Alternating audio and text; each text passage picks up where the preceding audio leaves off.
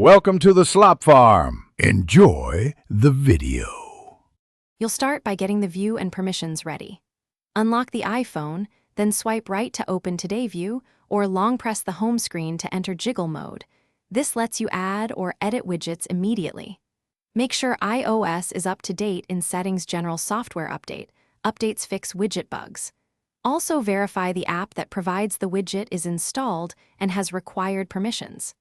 Once those basics are set, you're ready to locate and select the specific widget to change.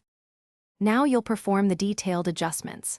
Long press the target widget and choose Edit Widget to change displayed content, or tap the plus icon to add a new widget and pick size, small, medium, large, because size controls data density. Select the data source or account inside the edit sheet. Some apps require opening the app to change sources. Drag widgets to rearrange or stack them for smart rotation. Make sure to tap Done or Exit Jiggle Mode to save changes and finish by saving and verifying.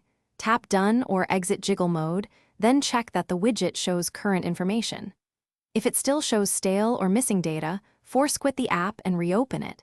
Make sure Background App Refresh is enabled in Settings General Background App Refresh so the widget can update. You can also restart the iPhone, which clears transient issues. If nothing helps, remove the widget and re-add it. This resets its configuration and usually resolves persistent update failures. Thanks for watching. Consider subscribing if we helped you today.